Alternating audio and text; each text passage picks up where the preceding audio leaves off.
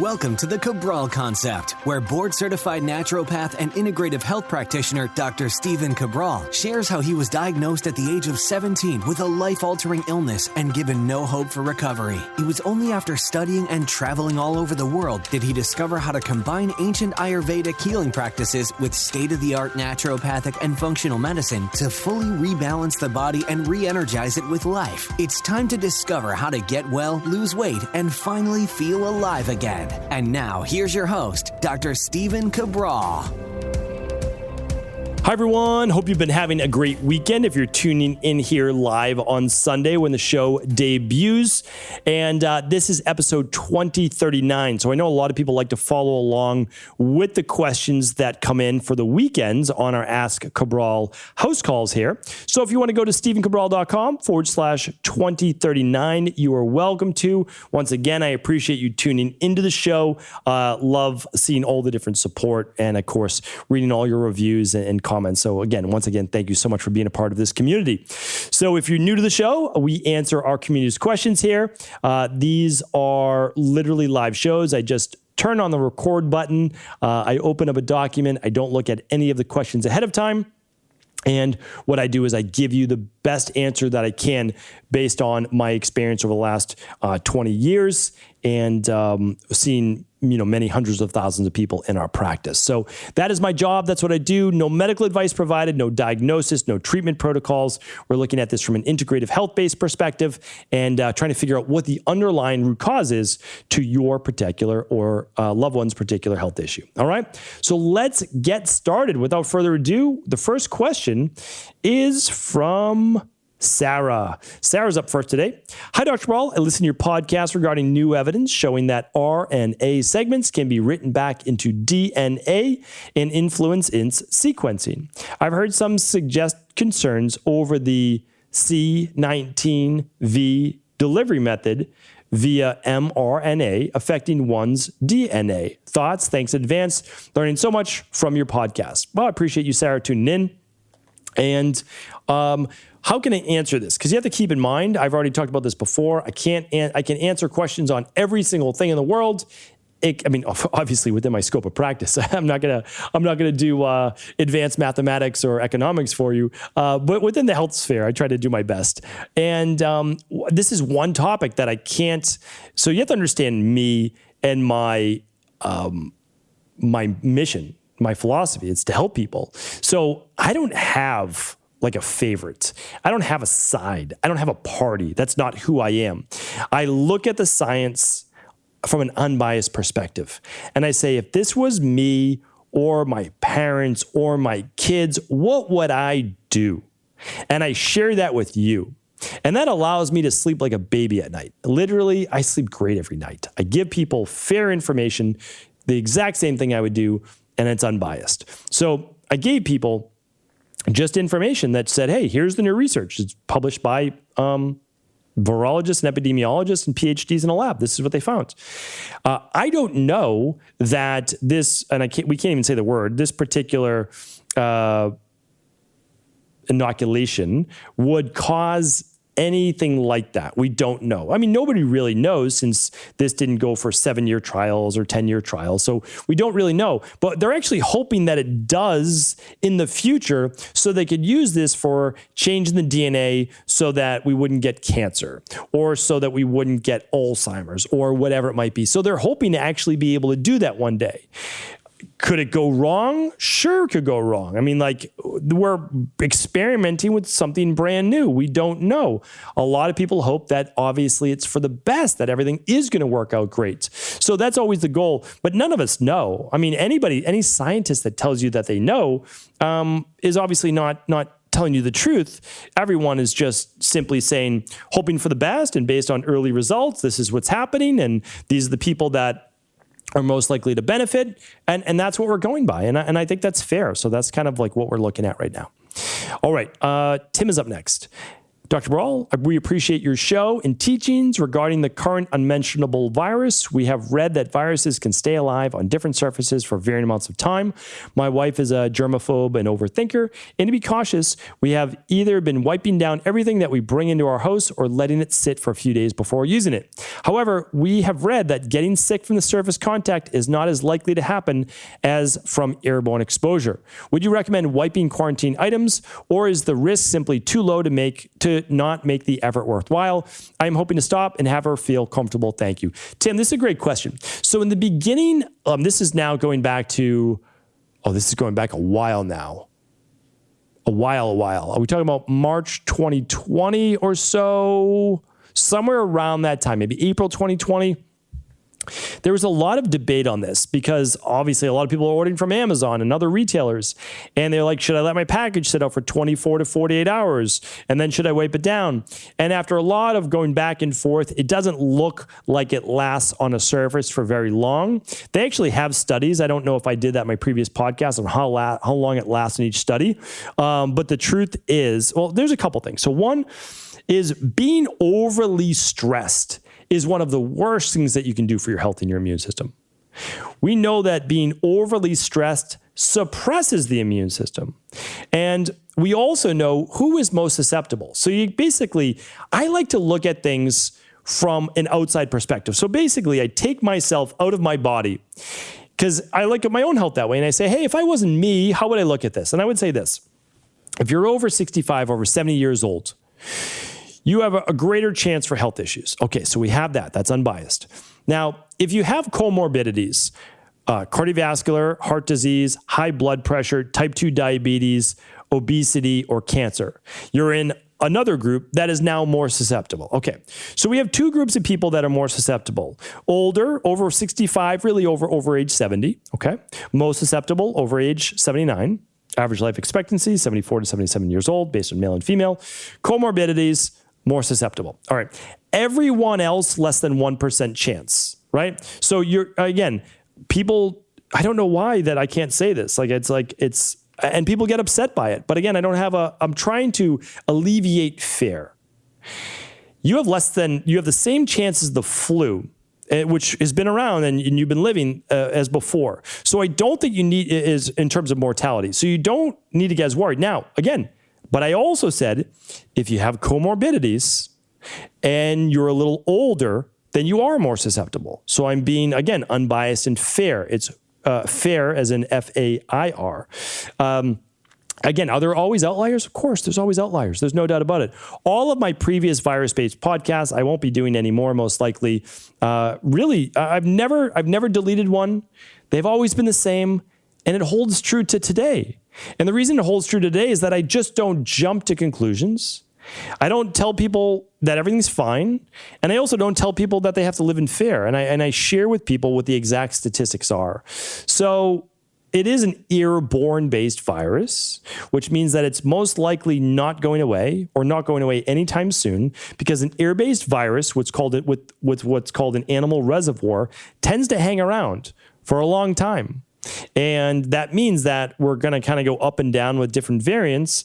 And I just don't want people to be overly stressed. And people who do have comorbidities, I would love for them to be able to take care of those and work on those because they can be worked on. Now, do people want to take extra precautions if they're in a more susceptible group? I think that's wise. I think that's okay. Yeah, 100%, right? So that's why I don't get mad at people that are more susceptible wearing a mask out in public or whatever it is they might be doing. I let them do them and everybody else can do them as well, right? That's what I look at. I want to try to bring people together and allow people to live their life as well.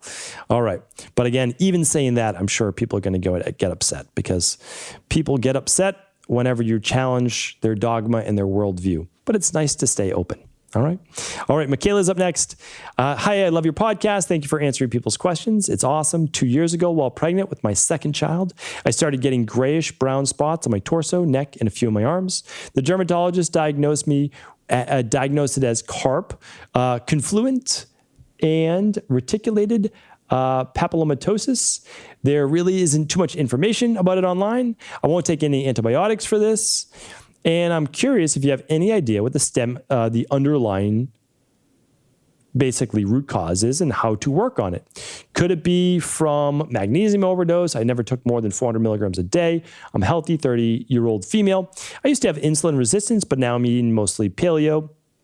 I am now pregnant with our third and don't mind waiting until done nursing the next one to heal this if it wouldn't be safe now. I'm assuming it wouldn't be. Okay. Yeah. And you assumed right. Like you don't want to do a lot of new things while you're pregnant or nursing a child as well. So I think that's, really important to look at. So what I would say for this, and it's really important because we've had many people come in with this particular issue as well. And what we look at is, was it caused by being on a certain medication? Was it caused by being on, like people are on sometimes acne medications or blood pressure medication or something like that? Did it coincide with being on that for a couple months?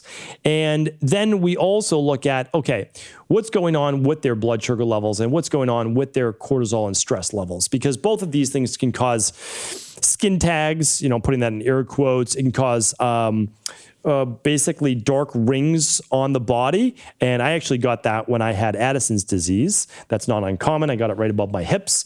And so these things can happen by stress and by blood sugar, certain medications. So the only thing that we would really be able to tell you is that if you run the Big Five, we would look at what your underlying imbalances are, and then we would be able to go about correcting those. That's really what it's all about. When you don't know, you have to test, right? No guessing, just test. 400 milligrams of magnesium is not really a lot. So I think you'd be hard pressed to say that was the reason. So I wish I could help you more. I would say is after you're done nursing, run the Big Five. You'll be able to figure out what those underlying imbalances are for sure. Okay, Ryan's question is up next.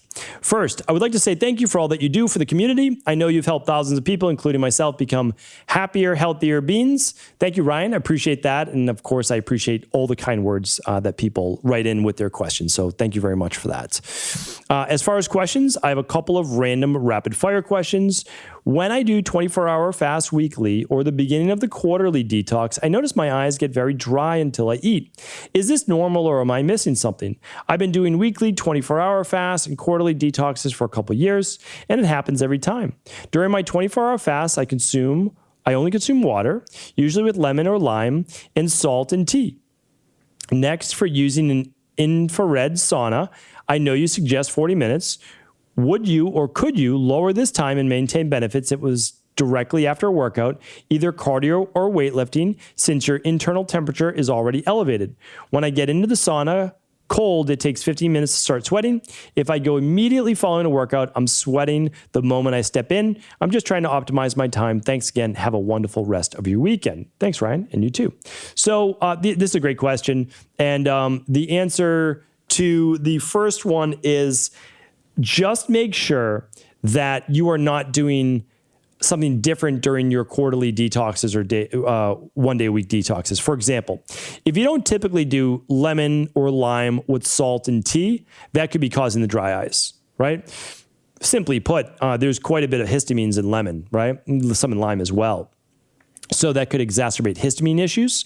So if you do that every day, well, then that's not it. But if you only do that, then remove that. Don't do that, right? That's part of it. Now, the other part could be if you are doing a fast, you could be an individual that it's stressing the body a little bit more, and that stress would put you into a little bit more of the sympathetic nervous system dominance. And mucus, and that includes eye secretions, are actually a parasympathetic nervous system response. And so that could be it. Again, there are other reasons as well. There's no doubt about it. So look at those two variables first, right back in, let me know if you have any questions, okay?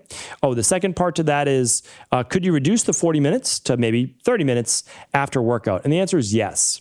But there's two parts to infrared sauna. One part is sweating. So you've got that, right? So if it takes you 15 minutes to start to sweat when you're just going cold, no workout, you can reduce that by 10 minutes. You can take it down to 30, no doubt about it. And I often do that. So that's no problem. But infrared is a little bit different. So infrared, you're only exposed during the time that you're in that, of course. It's not just sweating. So infrared actually helps with the removal of the heavy metals, mold, etc. So, but I definitely think 30 minutes is fine. No doubt about it. I am You're hard pressed to find me in a sauna for more than 30 minutes. The time is of the essence. And so that's that. So unless I'm having a great conversation with someone in the big barrel sauna that I have in my yard, which does happen, then I'm typically out in 30 minutes. All right. Let's see. Julie's up next. Hey, Dr. C. I'm an IHP and I'm a little stumped with an issue one of my clients is having. She's 25, just started month 2 of the CBO protocol after having completed the food sensitivity test, minerals and metals test, and the O test, which is the Candida metabolic vitamins test. She also did the 21-day detox.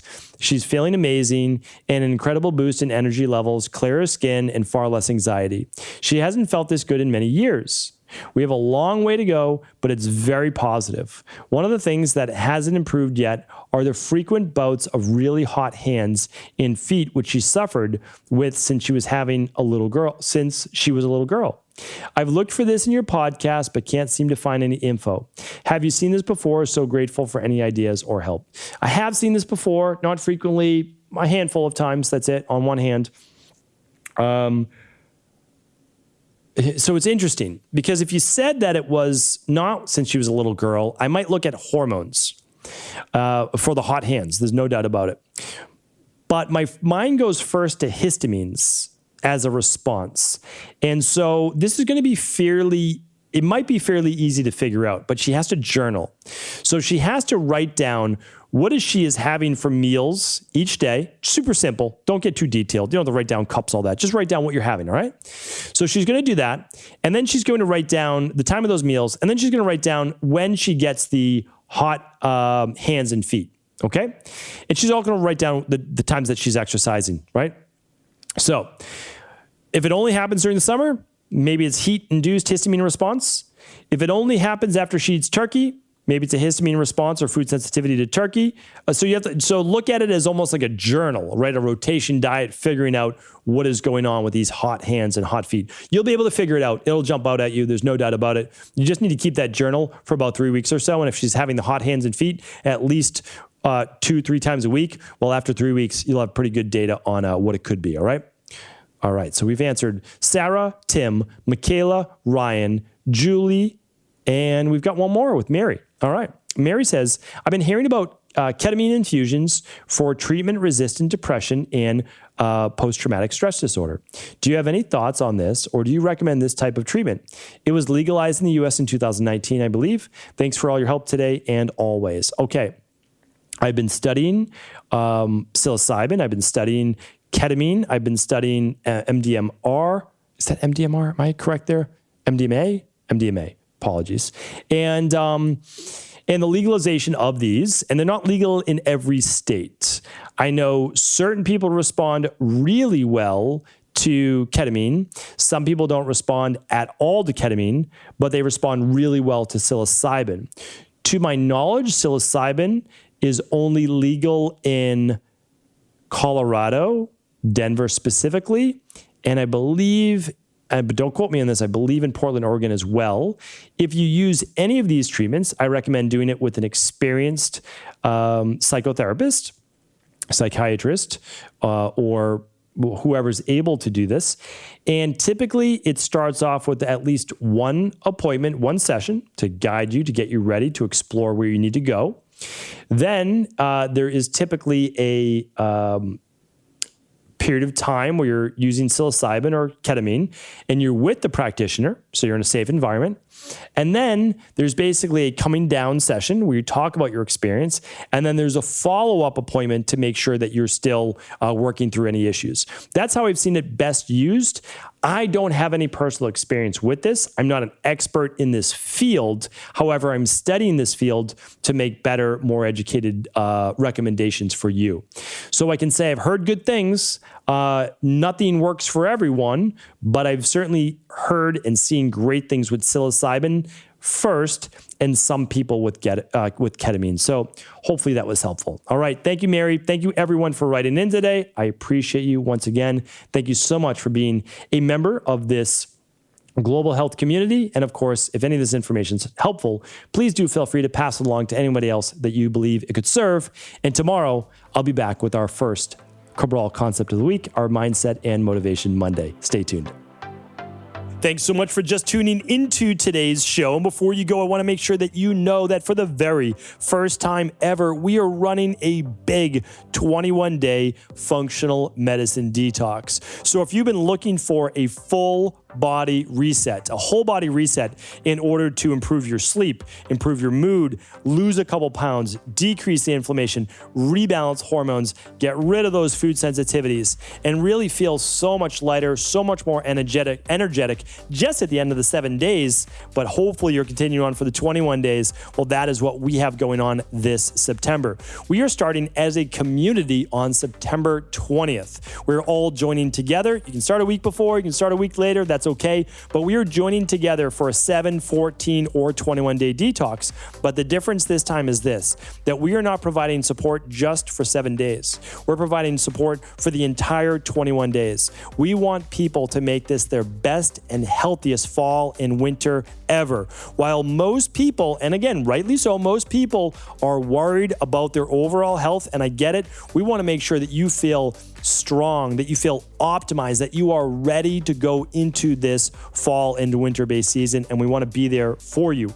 We are going to provide you free support every step of the way, free support videos every day. We're going to answer your questions every day and just be there for you, again, as a community with over 12,000 people inside of this global health community. It's an organic group of people, like-minded people that all join together. We didn't advertise, we didn't ask them to join, but we love it. People are referring other people to cabralsupportgroup.com. So that's the free support group. But the other thing is this, I'm doing the 21-day functional medicine detox. I am going to do my functional medicine detox starting on September 20th.